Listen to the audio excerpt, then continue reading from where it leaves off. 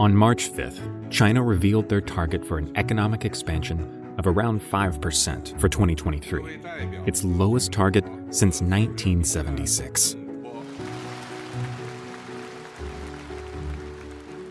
For decades, the country had expanded by more than 10% annually. And even though China missed its target last year by a wide margin due to its zero-COVID policy, not many people expected this low of a target from Xi Jinping's government. So what's the economic view from China's perspective? The provinces are essentially going bankrupt. The problem in China is the fiscal crisis. How does this 5% target compare to the United States? So there's been simulations which show that in the medium longer term, America is actually hurt more than China. How does this compare to Russia's economic strategy? China depends upon a well-functioning global economy to survive, to prosper. It wants a rules-based international economic system. And will China's rapidly aging population further impact their growth potential? And the answer is no, it won't. This is Global Insights by Network 2020, and the second episode of our Deep Dives China series, where we will seek to understand China's objectives at home and abroad.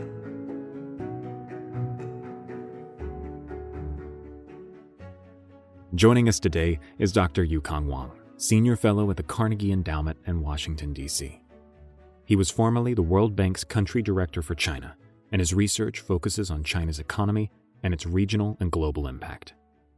His latest book, Cracking the China Conundrum: Why Conventional Economic Wisdom is Wrong, sheds crucial insight on several major economic and political foreign policy concerns currently shaping China's economic environment. Moderating the discussion is Courtney Doggart, President of Network 2020.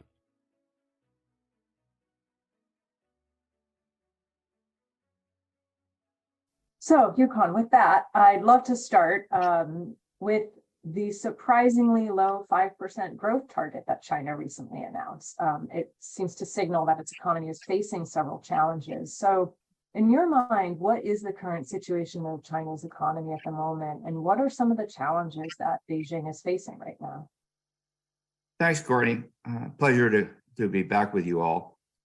Let's begin with the 5% growth number. People react to it in different ways. After all, 5% doesn't sound very low. The U.S. economy is likely to grow at maybe 1% this year, and Europe may actually even have a recession. But 5% is low because the base last year was so low. China only grew at 3% last year. So 5% against 3% is actually a relatively conservative estimate. To give you some measurement of or estimate of how conservative it is, go back to 2020, the first year of COVID. China grew at 2%. 2% was actually good back then. It was the only major economy that had positive growth. But then you go to the next year, 2021. And again, you had a low base year of 2%. Growth in China was 8% that year.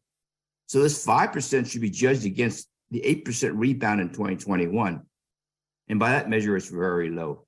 Now, why is it very low?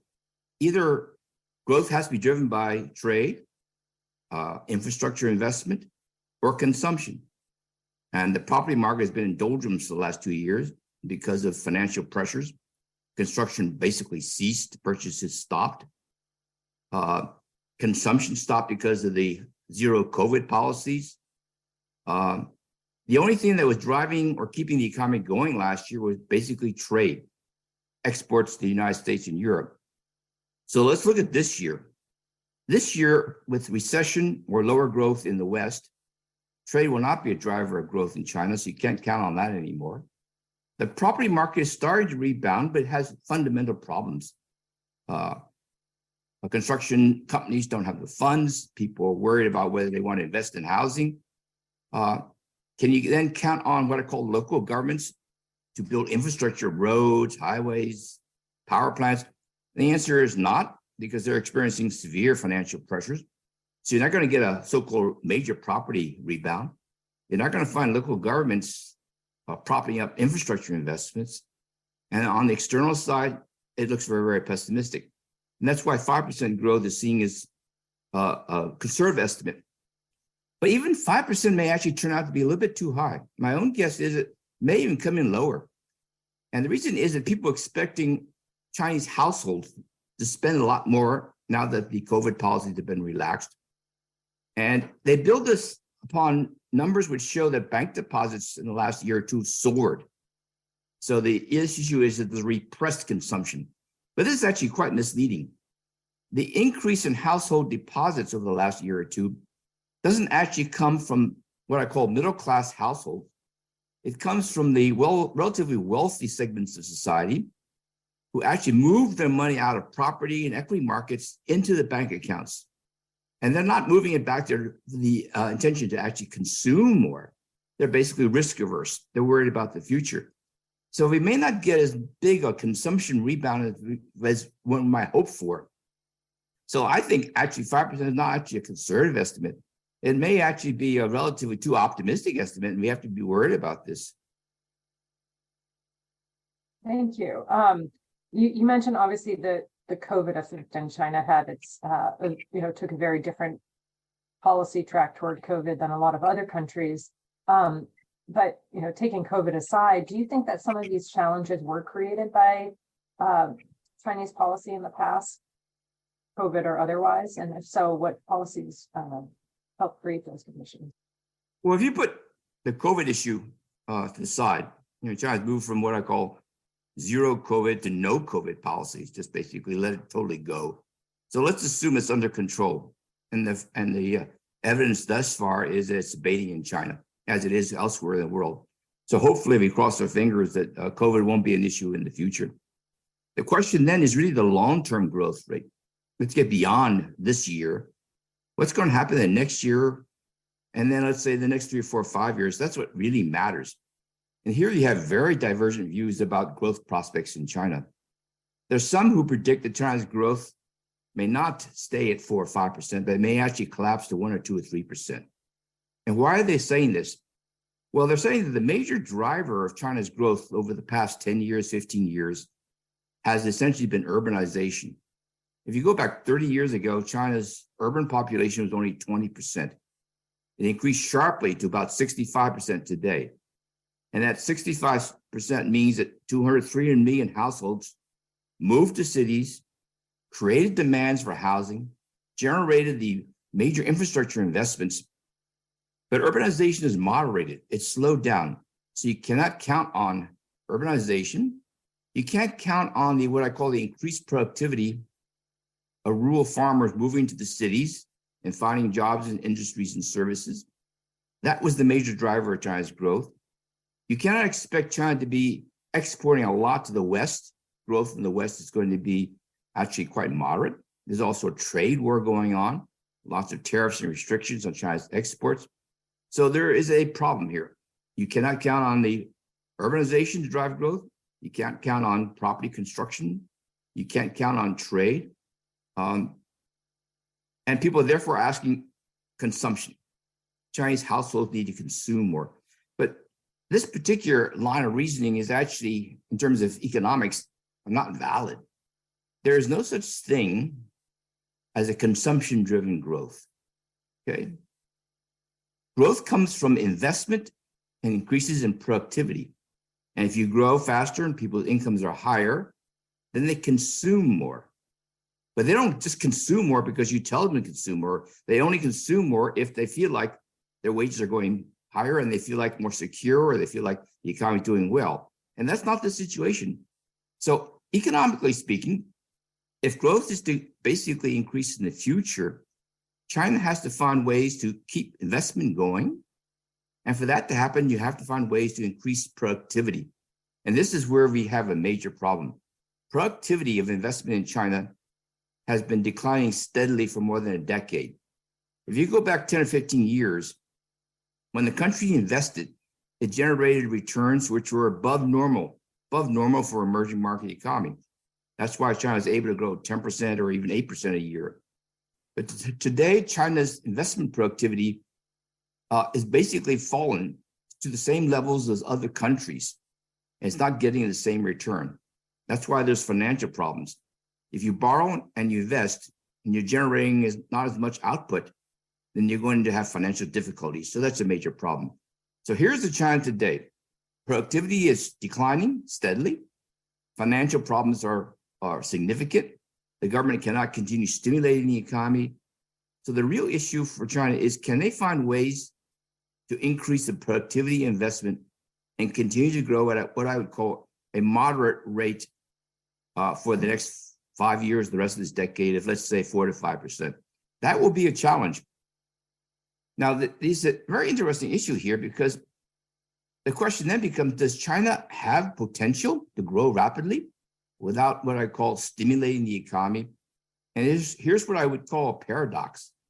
China is still a very distorted economy, but because it's a distorted economy, it means that if it changes its policies, if it reforms, it can continue to grow very, very rapidly. And that's very, very different from other countries. Take Japan, for example. Japan's economy has been growing at 1% for decades. They've been trying to get it to grow faster. But the reality is there's no possibility for Japan to grow much more rapidly. It's a relatively efficient economy. There isn't much you can do. But China is quite different. There are, in fact, a lot of things that China could do. That leads very well into my next question. So you wrote recently an article for the South China Morning Post that was entitled "China Must Abandon Successful but Outdated Policies to Revive Its Economy in 2023." So could you please share with us what those successful but outdated policies that you mentioned are, and what would they replace policies with in order to really get that economy going? Well, if you go back to last 10 or 15 years, as I mentioned, growth was essentially being spurred or promoted by urbanization. More people from rural areas coming into the cities. There's demand for housing. You're building more infrastructure. China grows very, very rapidly. And these workers coming into the city become more productive. They're producing export materials. They're going into services. China grows very, very rapidly. That will not continue. So your problem now is, how do I get more productivity or more consumption out of households who are already in the major cities? And here's the interesting point in China. About 40 to 50% of the households in the major cities in China are what we would call migrant workers. And they're migrant workers because they don't have legal residency rights. What does that mean? Essentially, they're treated as if they're non-citizens. They can't buy housing. They can't send their kids to local schools. They can't apply for certain jobs. Some even leave their families back home in the rural areas. Now, what is the economic implication? There's obviously a social implication, the question of whether these people are being treated equally or justly, but there's an economic implication. The economic implication is that migrant worker households consume about 40% less than normal Chinese households. And they basically have to save more, and essentially force savings. It's part of the reasons why China as a whole saves a lot, why there's so much money in the banks. There's no way for them to actually spend the money. So suppose China said to these households, I will treat you like normal Chinese. You have complete residency rights where you live. Consumption would increase dramatically. This would add maybe 1 to 1.5 percentage points a year to China's growth rate. And it doesn't cost anything. It doesn't force the government to spend any more money. They don't have to spend any kind of social programs. They don't have to basically lend any more money. It basically be making use of the savings which already exist. So there's a tremendous distortion. But there's also a side benefit from this. China, migrant workers, they can't move easily. And if they do move and they want to get residency rights, they can only move to small and medium-sized cities. So you have a very strange situation. You have major cities in China, 20 million, more than 20 million population, but they're actually too small. They're too small because migrant workers are no longer allowed to move to the big cities. They can only move to small cities. So again, why is this an economic issue? It's an economic issue because the productivity of workers is about 30%, 40% greater in the so-called big cities comparison with the medium and small cities. So if you actually allow these migrant workers to actually move, they would actually move to Shanghai more, Beijing or Shenzhen or Guangzhou. This would increase China's growth rate by another 1% a year. the fact that you have more productivity coming from your workers. So you have a consumption effect adds 1%, productivity effect adds 1%. You could get 2% growth without any effort in some sense. You don't have to build institutions, you don't have to train more people. You just essentially allow people to live where they want to live. But there are other issues like this too. For a decade or more, the concept of equity in China, where people read in newspapers about common prosperity, that you want incomes to rise equally across the regions, means that China invests a lot, actually 2/3 of its public investment in the interior provinces. If you go back 20 years, it was the reverse. 2/3 were along the coast, 1/3 was in the interior. Now it's the reverse. 2/3 in the interior, 1/3 along the coast. Again, why is this an economic issue? Well, the investment in the interior is 40% lower in returns than investment along the coast. Okay? Now, that investment in the interior is done for both equity reasons as well as strategic reasons. So think about Xinjiang, think about Tibet, think about Inner Mongolia. So you have roads, power systems, communication centers in the interior with very little economic return, but very strong security motivation. But suppose you equalize the investment, no longer 2/3 and 1/3, but just half and half. This would raise China's growth rate by another 1%. And then there's issues about state enterprises. State enterprises have very low rates of return. They're 1/3 the rates of return of private enterprises today. But if you go back 10 or 15 years ago, the profitability rates of return of state companies were exactly the same as private companies. So it was not always the case that they were lower. So something's happened over the last 10 or 15 years in terms of the way the money is being spent and how state companies are being managed compared to 10 or 15 years ago. Now, let's not be thinking about utopia. Let's not try to say that these state enterprises should have returns equal to private enterprises. Let's just close the gap by a half. So they're still much lower, but no longer as great as it has been in the last 4 or 5 years. This would add another 1 percentage point to GDP growth without any increase in investment or credit flows in aggregate. So in sum, Courtney, China could grow by 3 to 4 percentage points more rapidly than it has been growing with what I call allowing market forces to work. And this would not increase the financial burden or the credit demands on the government. No other country has this kind of potential. And it's strange because this potential comes from the fact that the economy is very distorted. And if you actually sort of like address these distortions, you get a big increase in productivity. Well, assuming that the government is a rational actor, which, as we know in the case of many governments, that's not always a great assumption to make. But assuming they're a rational actor, why wouldn't they make some of these changes, particularly ones around housing and migration? Well, these are politically sensitive issues. And let me put it in a way that we might be able to relate to in the United States. We have a similar issue in the United States in terms of illegal immigrants who come into the United States. The question there for Americans is, should we accept them? And if we accept them, do we give them access to medical services, to education? And of course, there's a huge debate here. And we have a big problem in terms of controlling the flow of migrant workers or illegal migrant workers in the US. But let's look at China. These so-called migrant workers in China, who, as I said earlier, are about 40% to 50% of the labor force in major cities. They are not foreigners, they are Chinese. So they're not like exactly comparable, but they're treated as if they're foreigners in the sense that they don't have rights, okay? So why is this? And the answer is that China's always had this concept, socialist, communist China, always had this concept that the population should be equally distributed. You don't want concentration of people in any particular city or area. And that's sort of like, goes back to the concept of common prosperity. So you want to actually have smaller, medium-sized cities, more cities, but not such big cities. So the government's policy, grounded in longstanding socialist tradition, is spread the people around. The trouble with that is economics tells us that people want to It's concentrated. Why do people go to New York? Or why do people go to Silicon Valley? Because of opportunities, ability to generate ideas. That's where the money flows. That's true in Tokyo, and Bangkok, or Singapore, or Hong Kong. Concentration generates higher productivity. So socialist policy, however, has always talked about spreading things around. So this is a big issue. Now, the problem with the government, it always argues and says, well, look, if I allow people or give them residency rights, this will be bad because it will just encourage them to come to the bigger cities.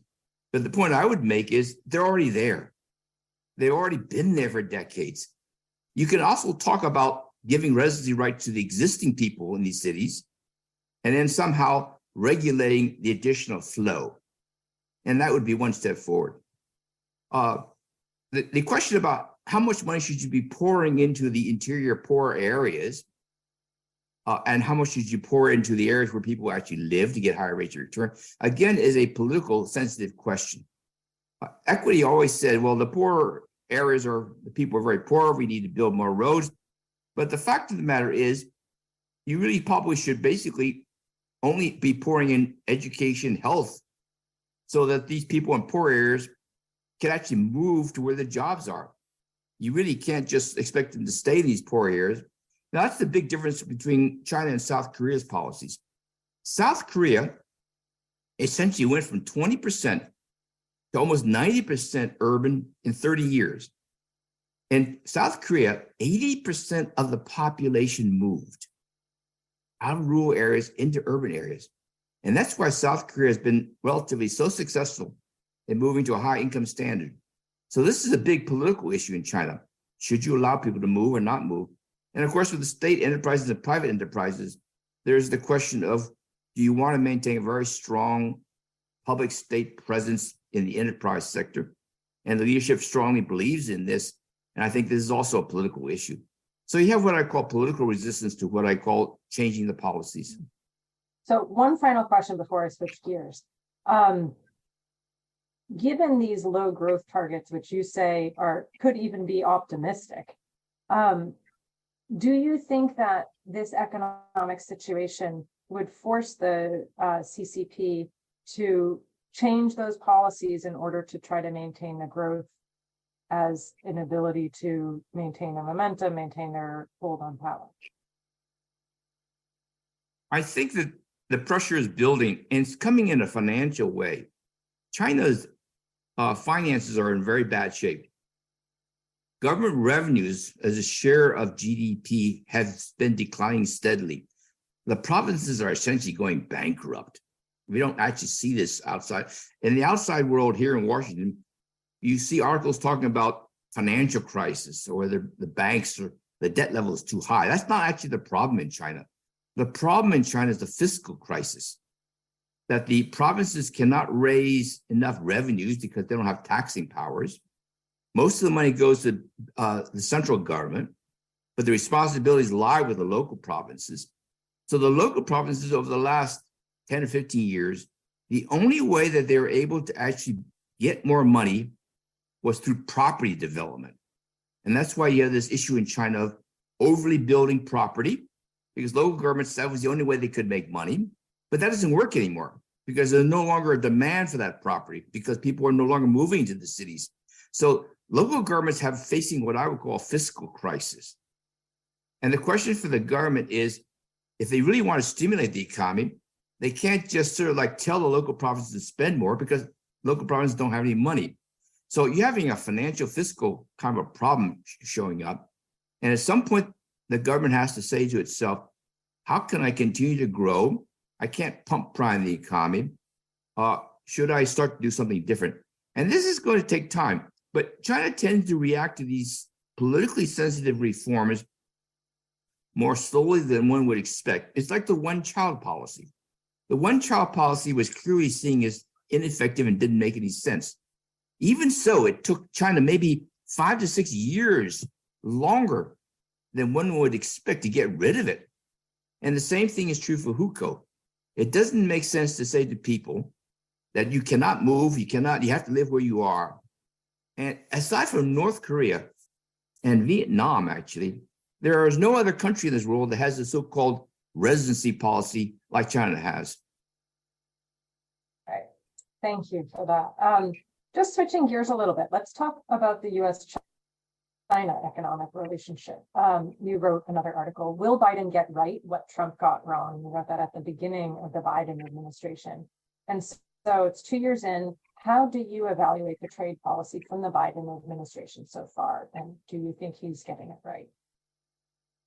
Thank you, Courtney. This is a really important issue. It's being debated here in Washington constantly.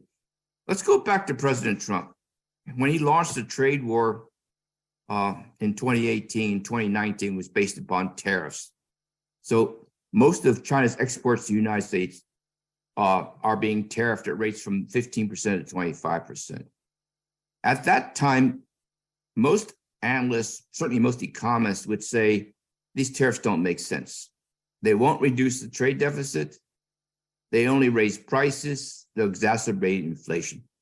So today, the evidence is very clear. The trade deficit with China has not declined at all, but we're suffering from inflationary pressures.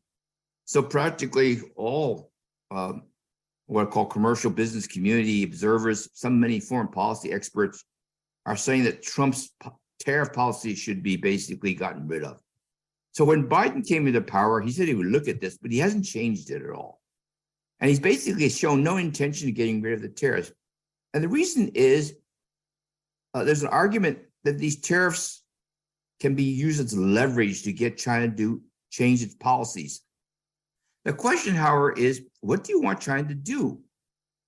And the major issue then becomes, well, if we're worried about China's innovative policies, technological policies, concerned that it's a rising technological power, and this is a threat to the United States. So the US policies under Biden has basically been to decouple, to restrict China's access to technology, cut off financial, professional, other exchanges. And there is a separation between the two economies. So when I wrote about this a couple of years ago, my major point was that tariffs didn't make any sense. It first hurts Americans, consumers who have to pay more. American companies have to pay more for inputs, therefore they're not as competitive. So here we are 4 or 5 years later. What do we see? We see that America's manufacturing exports hasn't increased at all. America's dependence upon imported manufactured goods continues to increase significantly. So if the goal of the tariffs was to improve the productivity or competitiveness of American companies, it hasn't done so at all. What about households? They're paying more, they have inflation. So to me, the tariffs don't make any sense. What about the restrictions of exports of high-tech products to China? And this is largely being done on competition or security grounds. And this is hurting. There's no doubt that China is going to be hurt by these kinds of restrictions. There are estimates which say that China's growth rate over the next 3, 4, 5 years might be lowered by, let's say, 1 percentage point because of these restrictions. But there isn't much focus on the fact that in the medium term, longer term, America's growth rate will actually fall by 1 percentage point. Now, why is that? For 2 reasons. US companies depend upon research and development to remain technologically advanced. Most of these companies export a lot to China. When they're being told that they can't, their profits will be reduced. So there are estimates that US high-tech companies, their profits will decline by anywhere from about 20 to 30, 40% in the medium term. And therefore, America's innovative capacity will be damaged. So there's been simulations which show that in the medium, longer term, America is actually hurt more than China. Now, we're beginning to actually see this actually. We're seeing that the productivity of US companies are actually starting to decline, okay? And that's why they're no longer as competitive globally as they used to be. So my basic point was that if you continue the restrictive policies, which began under Trump, both sides suffer, but we have to also remember that America suffers. So suppose China's growth rate falls by 1 percentage point because of these kinds of decoupling measures. A China, let's say 4 or 5 years down the line, may not be able to grow at 5 or 6%. It grows at 1% less, 4 to 5. But in America, that typically grows at 2%, would grow at only 1%. And in America, which grows only at 1% a year, would experience tremendous problems. Now, the IMF just came up with a study about a month ago showing that these restrictive tariffs and trade measures would lead to a decline in global output for everybody in the range of 7 to 12%. So when we think about these kinds of tensions between the United States and China and all these restrictive measures that are actually being debated in Washington today, we tend to think about it as punishing or hurting China or containing China or slowing down its progress. We don't actually realize that it has a very significant effect globally in a negative way. It also has a significant negative effect on the United States. Peterson Institute did a study just about a month ago. It showed that these tariffs and restrictive policies reduced America's exports to China by about 20%. Okay?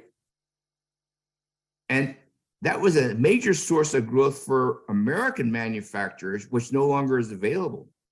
So we tend to think about the harm done to China, but we don't actually realize that there's actually a lot of harm being done to the United States. So both sides basically suffer under a trade war. Let me make one further point. When I talked about Biden's policy toward China, I was also trying to differentiate a China from a Russia. Right now, Biden's view is that tensions with China reflects the battle between autocracies and democracies. And both Russia and China grouped together as autocracies, and in some ways being treated similarly. As an economic viewpoint, Russia and China are quite different. Russia has always behaved in terms of foreign policy with the view that they could do anything it wanted with impunity because Europe and others needed its energy resources. So that's why it intervened in the Middle East. That's why it invaded Ukraine.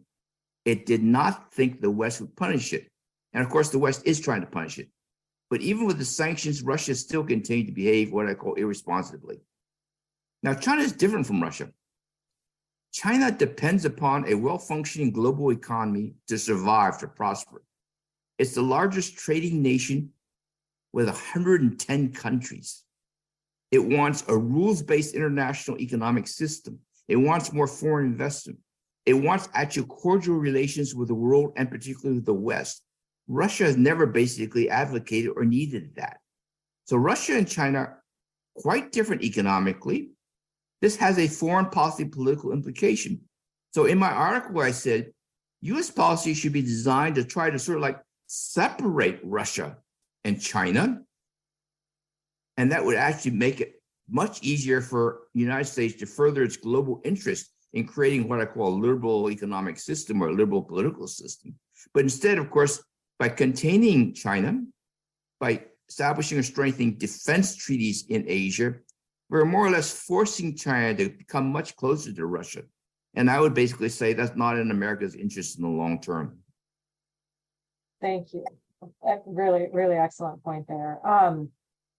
Just going back to that trade piece between the US and China, and just how much is at stake for both countries, including the United States, where do you see the US-China economic relationship heading in the future? And if you were, had the ability to advise both President Biden and Chairman Xi, what would your advice be to them? Well, let me start off with the US position. The US position today is seeing a decoupling, a separation of the two economies. Well, the first thing you realize here, the largest and the second largest economy, they have very strong trade and financial relations. It is not possible to decouple them. So no matter what we do here to restrict our economic relations with China, there will continue to be significant trade and financial flows going from the United States to China. And it will probably continue even in a technology transfer sense. The US-China research collaboration is the largest in the world, larger than, for instance, US-England or US-Germany or US-Japan. The number of jointly co-authored articles between Chinese and American scholars are multiples more than it is with any other country. And we forget that link. If we weaken that link, we're also going to lower what I call the innovative capacity of the United States. So I think this is a major issue. Now, the question then will be for what I would say the Washington foreign policy community, what do you actually want to do in terms of containing China? Do you want, for example, China to no longer be able to innovate, to grow and prosper? And if that's the case, the whole world is affected. I mean, we forget that if you go back to the last 20, 30 years, global GDP growth increased by about 30 to 40% more than it did before, just from the rise of China. So everybody's income increased. Okay. Now, when we try to contain China, we're basically saying we want to go back to the pattern before that, where global growth was in fact much lower. Emerging market economies will take a big hit. And I just don't think this is realistic. Now, most of these so-called high-tech products being restricted, they have what I call a very small security concern in terms of military applications. But the use of these products for commercial general purposes, vastly larger. So when we restrict China's ability to import these components, they're going to be restricting the global world's access to what I call lower priced products. And it's not clear to me this makes much sense. If you argue that a semiconductor has a security implication, you make the same argument. What about iron and steel? Iron and steel can be used to make tanks and missiles, but they can also be used to make cars and fences. Okay. How do we actually separate a so-called military use of something from a commercial use? And I think it's almost impossible, actually. So what are we missing? We're missing a global regulatory framework to deal with what I call security-related use of high-tech products. And the issue is similar to what I call a nuclear proliferation agreement. We realized that everyone building nuclear weapons, we all lost in the process. So we had to have an agreement to say from both sides, let's regulate the production, let's inspect it, let's try to contain the so-called negative aspects. That's a very sensitive discussion we have to have in the future. Now, looking at it from a Beijing side, what would I do if I were in China and saying to the leadership, you have really negative relations with the United States. They're trying to basically continue economically. They won't lower their tariffs. They're piling on in terms of restrictions on tech products. Well, the first thing I would say to the Chinese leaders, you should be promoting a more open global system. First thing you should do is to say to American foreign policy makers, you don't want to get rid of your tariffs. That's your decision. I'm going to get rid of all my retaliatory tariffs. It serves no useful purposes. It only penalizes Chinese. I'm in favor of no more tariffs being levied for punitive reasons. What about technological concerns? And let's take, for example, Huawei. Huawei 5G communications is being banned in the United States and Europe on security grounds. But Huawei's technical capacity in 5G actually exceeds what's available in Europe. Huawei's ability to produce this equipment at much lower costs means greater access for everybody. If I were the Chinese government, I would basically say, look, let me partner with Nokia or any European company, and let's provide a joint 5G package for, let's say, a European economy with the European collaborator responsible for the security aspects and the data sensitivity concerns, which the West is worried about. And China will be manufacturing where I can be more cost efficient. And let's see whether or not we can reach an acceptable arrangement so that the legitimate security concerns of the West can be handled. We're not doing something like that now. Now, there are, in fact, European companies and Chinese companies providing 5G services side by side in Africa. Okay. It's just one step further to say, why don't we actually jointly provide these services? And let's see whether we can sort of like gain the lower cost advantages of China's manufacturing capacity with the high-tech security concerns that the West is bothered by. So for me, there has to be something tangible. So if I were the Chinese government, I would say, I don't believe in decoupling. I don't think we should be cutting off these technological links. We have to find a way to deal with these security concerns. Let's try to find a partnership arrangement. And on the tariffs, let's just get rid of them. It doesn't make any sense at all. Thank you. I hope somebody from both governments is watching and they can they can put your ideas into action. With that, I am going to turn to the Q&A box, and I see a lot of great questions coming in. And if you're listening and would like to ask a question, please feel free to put it in the Q&A box. So I'm going to start with this one. When do you think China's GDP will exceed the US's in terms of exchange rate, and how significant will it be when that happens, even though China's GDP has been #1 in terms of purchasing power parity since 2022? In the last over the past year, some commentators have said that if China's growth rate stagnates, let's say at 2 or 3% a year, and is unable to stay at 5 or 6%, then China may never catch up with the United States in terms of its overall GDP. But if China grows, let's say at 5%, 6% a year for the foreseeable 10 years, then its economy will be larger than America's probably about 10 or 15 years from now. But the point I would actually make is that something that America should worry about? And the answer is actually not. It's not the size of your economy that gives you an indication of your so-called global power, the great power. It's your per capita income. So per capita income in the United States is about $60,000, $70,000. China's per capita income is around 12. So America's per capita income is 5 to 6 times that of China. So why is per capita income a better proxy for power? Because we know that innovation, the ability to innovate, your ability to be technologically sophisticated is largely determined by your per capita GDP, not by your size of your economy.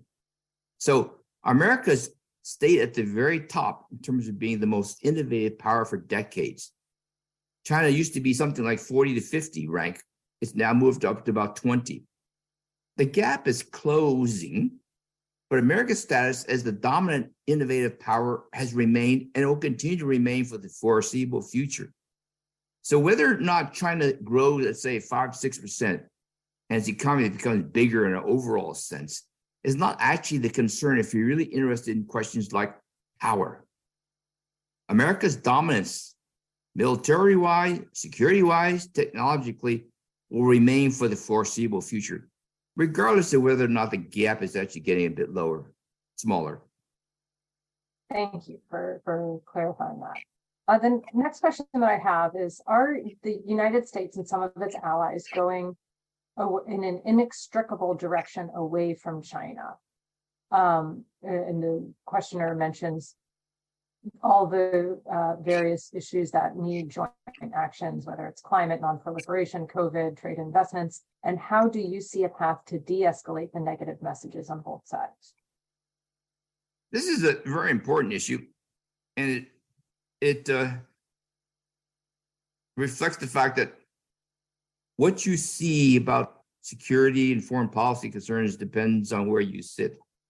If you're in the US, you see China as a potential threat. You see it as being more aggressive in the South China Sea. You see it as not being very helpful in dealing with Ukraine by not criticizing Russia. If you're sitting in Beijing and looking outside, what you see is America establishing military defense alliances with Australia, Japan, UK, the submarine deal, other kinds of strengthening bases in the Philippines and elsewhere. You see the creation of what I call a potential new NATO for Asia, designed to contain China, similar to what I call the NATO forces in Europe. So whether we can be critical of Russia's invasion of Ukraine, and I am actually bothered by that. Nevertheless, there is this issue. From a Russian perspective, they see NATO basically pushing on Russia's ability to influence the region. Same thing is happening in China, and I don't think that's a healthy. There should be actually a deliberate policy initiative, not to contain China, but to basically say, how do I get China to behave in ways which would be better for the United States, rather than saying, how do I continue to sort of like push or repress them? That's a big issue. Let's take climate change. Can the United States reasonably say that China should collaborate on climate change at the same time that America's policies toward China are so aggressive or so repressive? Well, let's look at climate change. How do you get what I call a collaborative, good relationship to address climate change between the United States and China? And the answer is it depends upon two issues. Trust. You cannot succeed in climate change unless both sides trust each other in terms of addressing. And of course, trust is being destroyed. The second is technology. We cannot solve the climate change issues without better technology, whether it's in solar or wind power, carbon capture, new materials, better batteries. And we can only do this through collaboration between Western and Chinese technology. So if you bar the transfer of technology between the United States and China, how can you expect collaboration on technologies for green growth to succeed? So for me, it's a hopeless issue to try to promote global climate change policies at the same time as you're sort of like having these tensions between the United States and China. Thank you. Next question is, would you tell us what the political implications are of Russia's decision to use the RMB for both China's power, for trade worldwide, and for Western trade that typically occurs in dollars and euros? Well, China's been trying to internationalize the RMB or to increase its use for more than a decade. And it's driven by the observation that America's greatest foreign policy weapon is the dollar. Being able to sanction a country and prevent its access to the US dollar-denominated system is a major blow economically. And increasingly over the last 10 years, America has applied that dollar sanction to many countries, whether it's Russia, North Korea, Cuba, Iran, Iraq, whatever. So China is very worried that in some kind of conflict, it will be subject to a so-called sanction in terms of China's access to the dollar as a global currency. So it's been basically trying to increase its use. Trade with Russia, for example, China's trying to basically denominate that trade in RMB, and it's trying to do that with other countries in East Asia. The question is this feasible or likely? The answer is not really. It is actually technically not possible for the RMB to be a global currency, as much as you might try. Now, why is that technically not possible? Because lots of people are sitting there measuring it and trying to see whether it's being used more for trade or comparing it with other currencies. And the answer is, what is a global currency? How did the dollar become a global currency? Well, a global currency means that it is accessible outside of the country. It's available globally. So the dollar is available globally everywhere. Now, how do you make it available globally? Well, you can give it away. So if you go back 50, 75 years, you have the Marshall Plan, US aid programs. America gave the dollar away in terms of foreign aid, largely through grants. So you give it away, it doesn't have to be repaid. Now, the second way that America makes the dollar available globally is that America runs trade deficits. So America has been running a trade deficit every year for 50 years. And what happens? When you run a trade deficit, you pay creditors in dollars. So every year, more and more dollars are being pushed to the outside world. Now let's go to China. Its aid program, Belt and Road Initiative, is not a grant program. It's a loan program. You're supposed to repay it. Secondly, China does not run trade deficits. It runs trade surpluses. So it cannot actually push the RMB because it doesn't have to. People have to give it money. It doesn't have to give them money. So I often point out to people, no matter how much China tries, it cannot make available enough RMB for it to be used as a global currency because there's no physical way, there's no practical way to get the RMB out there. Now, there's a third possibility. The third possibility is that you open up your local financial markets, bond markets and other markets, so that people can freely buy RMB or exchange currencies with their currencies, and they get RMB. But the reality is, why would they do this? There would be risk in terms of putting their money into the Chinese market. You don't know how interest rates and things would move. So that's not likely to occur. So technically speaking, the RMB cannot be a global currency. So that's why China's thinking about digital currencies. But I don't think that's going to basically solve the problem. So the answer is that there is no foreseeable alternative to the use of the dollar, frankly, within our lifetime. Thank you. Speaking of the Belt and Road Initiative that you just brought up, our next question is, do you have a view on the successes and failures of the Belt and Road program for both China and recipient nations? What's the future of the program, and what about the China development? Well, the Belt and Road program has changed a lot, and it will change a lot in the coming years. I thought the concept in some ways was very sensible, that if you improve the links between countries, communication links, road links, seaways, railways, road links, you would foster more growth. Everyone would benefit from that. And China, of course, wanted to basically build a bridge to Europe. It has very strong links with the US across the Pacific. What it did not have was good links with Europe, Central Asia, South Asia, and that was the Belt and Road Initiative. The trouble with the Belt and Road Initiative, however, was that the discussion of the loans, the nature of the projects were largely determined by state companies in discussions with recipient countries. So your projects were only as good as the recipient country put an effort into designing such projects, and some did and some did not. But China's view has always been, was guided under the principle, I'm not going to tell the country what they should do. I'll respond to what they want. So if a country wanted a what I call bad project, China's view was, well, that's your issue. I'm not going to tell you whether it's bad or good. If that's what you want, you have to repay the loan, but that's your choice. Okay. Whereas a Western view would be, tell me what you want. If I don't think the project is viable, it doesn't make any sense, I won't finance it. Okay. So that's the difference between a Chinese. Now, China's learned its lesson because some of these projects are not very good.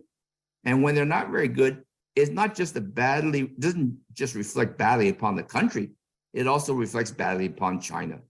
So you have all these accusations about debt, poor design. So the Belt and Road project has been scaled back considerably. Some countries have gone into financial debt, not because of the Belt and Road projects, but actually because of the borrowings from others, including the World Bank or ADB and others. And Chinese loans are part of that. So what you now see is a lot of what I call distress loans from China to these countries to help them recover. And there was an article the other day about the fact that China is doing more distress loans than the International Monetary Fund, which is kind of an interesting point. But the future is going to be different. And the future is China is basically taking the view that these projects have to be more financially viable. It's going to be much more careful who it lends to. And China doesn't have as much money as it did have before. So it's going to be scaled down. And it's going to be much more focused, not so much on the money, but on the standards, communication standards, power standards, the movement of products across these borders. And that's actually the issue for the future. The standards that basically countries have when they move products across borders. Terrific. Thank you. Several experts maintain that the United States should prioritize their economic strategy over security strategy in Asia. So keeping that in mind, do you think the United States should join the CPTPP, and which strategy should the US adopt in order to be economically competitive with China? We are in a very strange situation where today the US is against free trade policies or joining these economic unions. Emerging market economies are keen in promoting free trade. 20 years ago, it was the opposite. The US led the West in forming trade agreements and supporting WTO and having what I call open systems. So the West now feels that free trade is good for the developing countries, but not good for developed countries, that there are jobs lost in the process.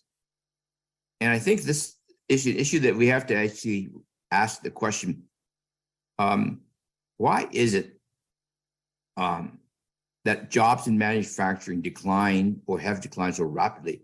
Today, in the United States, only 9% of the American labor force have jobs in manufacturing.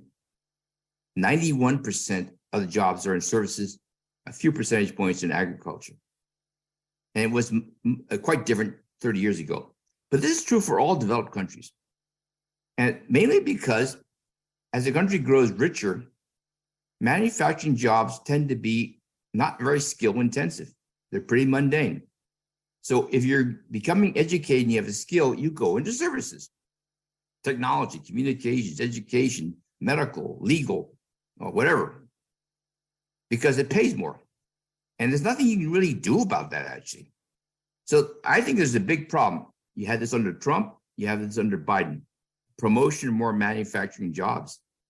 And in essence, as long as your incomes increase, manufacturing jobs becomes less attractive. Now, you can move certain kinds of manufacturing jobs back to the United States, advanced manufacturing, more sophisticated manufacturing, but these jobs actually have very few workers. They're robotic. There'll be a few people manufacturing a plant, but most of it is being done under automation. So manufacturing will not generate jobs in the future, but we still talk about that in the United States. So President Biden is talking about a foreign policy for the middle class, and he's talking about manufacturing. And this is very similar to what President Trump talked about, but it's just not realistic. So I think we have a major issue in terms of this kind of a focus. And then we basically say to China, China's the problem because China exports a lot of manufacturing goods. Now, China actually has the same issue. Manufacturing jobs in China are declining significantly. Its services are also increasing. So it's not just a US issue, it's a global issue. So the issue is no longer really about protecting manufacturing jobs.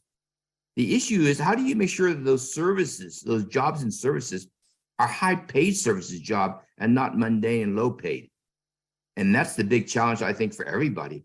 Creation of high-value services so that Americans who are get better educated can get better jobs. And we're actually beginning to see that in the United States. The great irony under the pandemic is that it destroyed a lot of what I call low-wage services jobs. It's actually generated a lot more higher-paid services jobs. So we don't have an unemployment problem in the United States. We're actually having a hard time finding what I call lesser skilled services job. In some ways, the big issue of trying to promote more manufacturing jobs is really an outdated view. That's no longer a problem. But our politicians keep on thinking it is the issue. Thank you. We're getting actually a couple of questions on demographics. So there are a couple of people that want to know about the demographics of China and whether, because of their demographic trajectory, have we seen peak China on an absolute basis relative to the US? And do you not view China's demography as a basis? Demographics and the aging of China is seen as a big issue. After all, China grew very rapidly because it was able to move its surplus of rural workers into the urban sector and to enter into manufacturing and services. And this movement of low productivity workers to higher productivity jobs essentially drove the Chinese economy.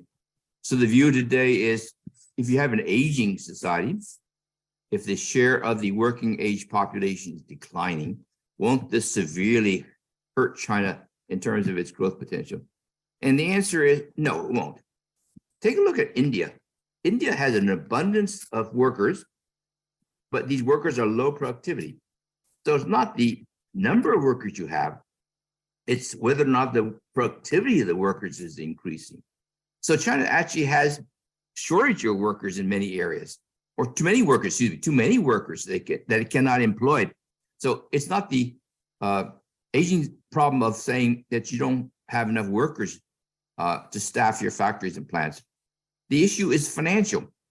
That if you have an aging population and they require social and health services, how do you pay for this? And we have the same issue in the United States. People go into Social Security, it's not enough to cover their expenses, and their medical bills are getting larger and larger. Who's going to pay for this? That's a big debate here. So let's look at China. Aging means that there's going to be a larger population. They require health services, housing services, care. Their Social Security system is not as well funded even as the American system. So won't they have a problem? The answer is it does have an issue, but it's not so unmanageable because Chinese households save so much.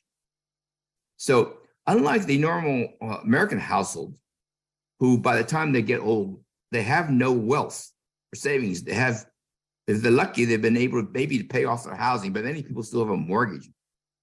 In China, households save a lot. So there's a lot of money from past savings, and the issue is to transfer that savings in a way that can be used to carry on and support them as they get older. And that means creating a social welfare system that can somehow tap these savings and then supplement it with increased taxes on the population.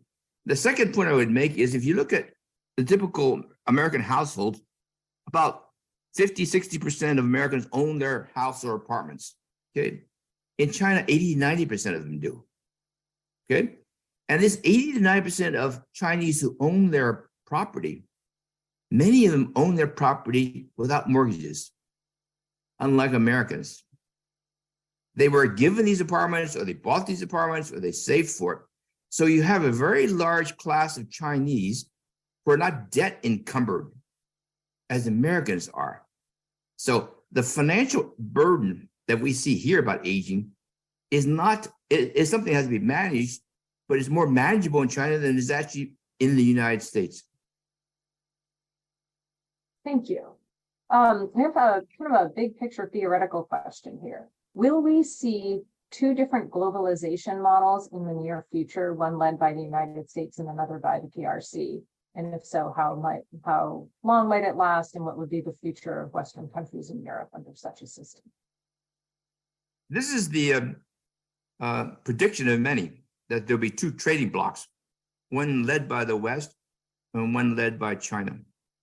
And when I look at this particular concept, I say to myself, I don't see how this is possible. And I don't see how it's possible because of the nature of the economies involved. Let's look at United States. Let's look at Europe. Let's look at China. And let's ask, what are they actually exporting and producing? The United States is essentially producing agricultural commodities, high-value, high-tech products, high-value services. That's its strength, and that's what it exports. And energy now, okay? Europe basically produces high-value consumer goods. So if you go to a shopping center, whether it's in the United States or in China, all the stores are European. If you look at our appliances, all the best appliances are all European. As for cars, all the high-grade cars are European, okay? And then you go to China. What does China specialize in? Well, it doesn't have energy products. It doesn't have the high-value goods. It produces the intermediate goods and raw materials and basic consumer goods. So what you have actually are three major economic centers producing different kinds of commodities, and that's why we have global trade. So what we're trying to do actually is to say, we won't foster trade with China. We will try to encourage the West to trade only about itself. But you have a problem because Europe cannot succeed without the raw materials and intermediate components from China. Germany, for example, gets 40 to 50% of its exports from producing them in China. Okay, so if you go to China, you see all these European factories producing for the global market. You don't see American companies, you see European companies. So Europe has what I call a much larger economic presence in China than American companies do. Now, what is the American presence in China? Largely through franchises, KFCs, McDonald's, the hotel chains, financial services, but they're not manufacturing, except for Apple. But Apple does not actually manufacture in China because all the plants, Apple plants in China are actually Taiwanese companies. So Apple has actually no foreign investment in China. So there's practically no American manufacturing presence in China. Okay? So suppose you decide to cut off America and China, you have a funny situation. It's almost impossible because all the manufacturing presence of the products that Americans need are in China. It is therefore technically not possible. Okay? Now, the interesting thing is what has happened during this trade war and during all these restrictions in terms of trade patterns. So if you look at America and you ask what is happening in terms of American exports in the last 5 years, the first thing you notice is America's exports to manufacturing hasn't increased at all. It's actually become more dependent on manufacturers by importing more. So what has America been increasing its exports of? The answer is energy. And it's the only product. Crude oil, natural gas, liquefied, boom, boom, boom. That's the major product. Let's look at China. China has been exporting about the same amount to the US as it did 5 years ago because of the trade war. It hasn't increased.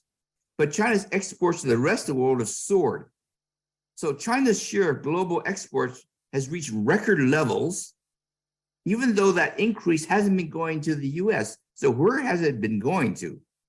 The answer has been going to Europe, Latin America, and Southeast Asia. So let me pick two countries as examples, Mexico and Vietnam. 70% of the increase in manufactured goods to America over the last 3 or 4 years have been coming from these two countries. Not so much from China because of the tariffs. So America doesn't import as much from China as it might have because of tariffs, but it's importing the total same amount now from Mexico and Vietnam. So let's look at Mexico and Vietnam. 75% of the components for those manufactured products coming from Vietnam and Mexico come from China. Okay? So the interesting thing is that China is no longer exporting directly to the United States, these manufactured goods. It's indirectly exporting to the United States via Mexico and Vietnam. So why Mexico and why Vietnam? Well, Mexico is obvious because of the trade agreement. It's right next door. Vietnam is obvious because it shares the same border with China and it has an ASEAN-China trade agreement. So the interesting thing is, at the same time that China's exports have reached record global levels, its imports as a share of its GDP have reached record low levels. So the US is becoming more globally dependent upon the world for imports, but China is becoming less dependent on the world for imports. So the trade war has done what I call has a very paradoxical result.